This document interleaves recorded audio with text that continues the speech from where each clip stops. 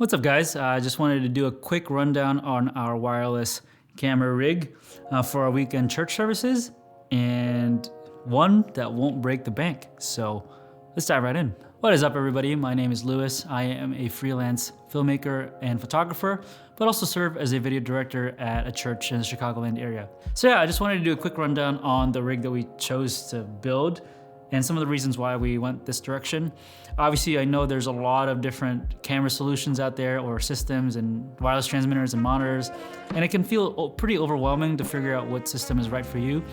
But my hope is with this video, I can kind of help narrow down your search process. This is obviously the system that's worked for us. You don't have to get this exact system, but I'll at least give you some general guidelines to kind of be looking for. So first, I'll just do a quick rundown of the whole rig, and from there, I'll do kind of a more detailed breakdown as to why we made some certain decisions, and that should also help you narrow down your decision making. And so, really quickly, we elected to go with the C100 Mark II camera, and then from there, we have the Canon 50mm 1.8 lens, and on the top handle here, we have mounted the Atomos Ninja 5 monitor. Coming out of the Ninja 5 is going into our Teradek Spark, and that's how we're tying back into our video system. And then we also have a tally arbiter up here, which is a IP-based tally solution that lets you receive tally wirelessly. And then to power the Teradek and the tally arbiter, we have a little battery mounted on the side here via Velcro. So one of the things that we were considering, honestly, was ease of use. Yeah, I wanted a system that delivered a good image while also being pretty volunteer friendly. And the system we landed with was the C100 Mark II. You can pick these things up used for around $700-800 these days, but they still deliver a great image. And obviously there's your A7S IIIs and your Sony FX3s out there, and they're great cameras and they deliver quite the image. You just have to keep in mind that it requires a lot of extra rigging in order for it to be a robust handheld system, especially in a live production setting. The reason I love the C100 is because, honestly, one, the form factor is just great. It feels really good in the hands, feels really stable, and feels super ergonomic.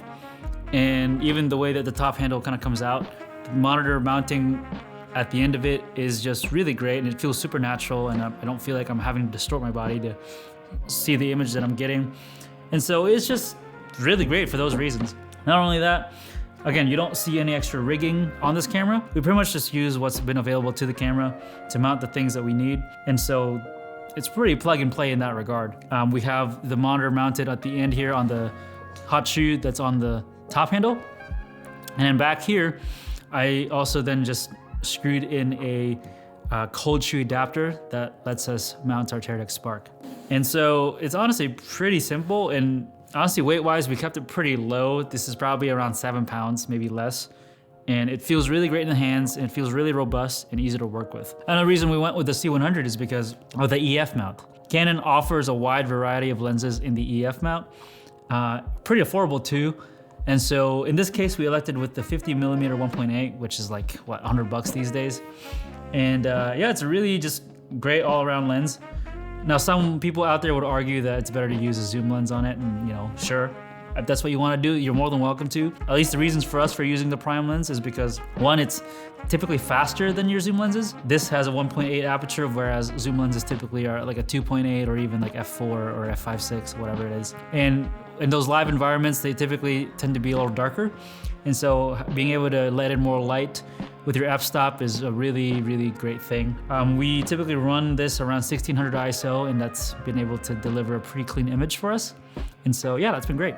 Not only that, but prime lenses typically tend to just be a lot lighter. Again, we gotta think about our volunteers here. I don't want them to have back problems later in life, and so this has been a great little light rig for us, and keeping the 50mm on it has helped reduce the weight.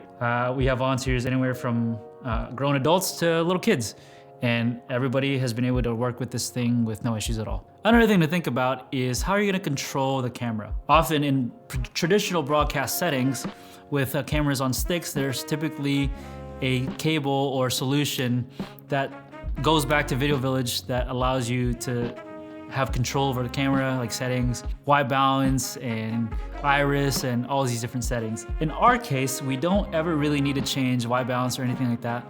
The only thing we really ever need to change is iris. And so the beautiful thing with the C100 Mark II is it has this little wheel on the top here that with a lens that talks to the EF mount electronically, this wheel actually lets you control your iris pretty quickly. And so this is just how we train our volunteers. If you need to change your iris, just adjust this wheel and it should adjust your iris. And so that's been a great solution for us for addressing the camera control dilemma. Another thing you want to think about is how you're going to deliver and transmit your video. And so the solution that we came up with was HDMI out coming out of the camera, going into the Ninja 5. Obviously the Ninja 5 is a little pricier, but it's just what we had lying around. And so honestly, you can get any monitor as long as they have HDMI in and out if you want to go for the system that we're using. So we have the HDMI going into the Ninja and then out of the Ninja going into the Teradek Spark. And then from there, Teradek Spark transmits it into our wireless system. And honestly, the Teradek Spark has been such a workhorse for us. We've had this for about a year now, and I don't think it's ever dropped out once. And it's super low latency and it's super reliable. And so that's been a great solution for us.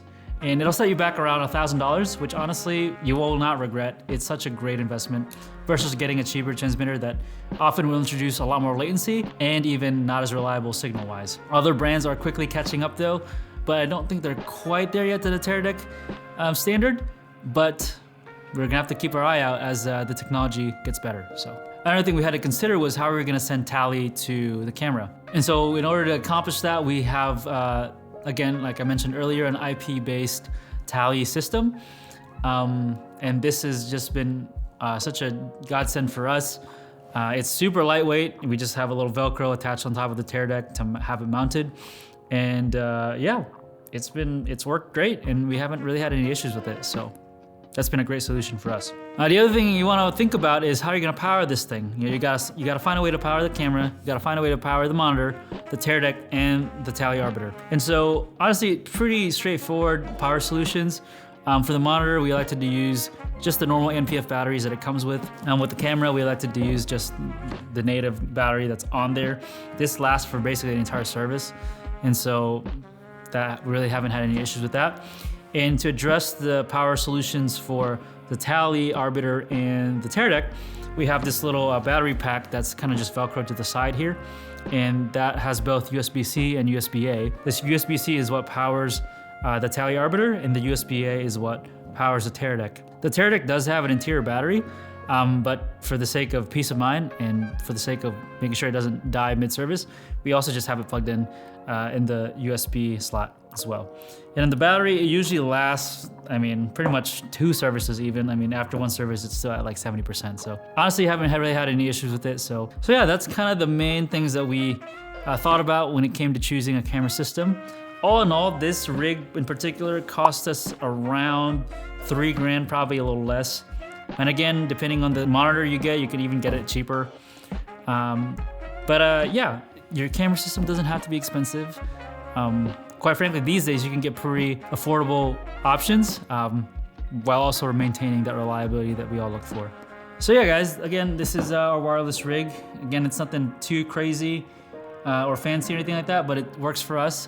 We just want something that is able to transmit a pretty reliable Rec 709 1080p signal, and this rig does it. And so yeah, if you have any questions or if there's anything that I missed, feel free to drop them in the comments. Happy to answer any questions you guys have. Hoping to make more videos like this in the future, so stay tuned and feel free to subscribe. And as always, hope to see you in the next one.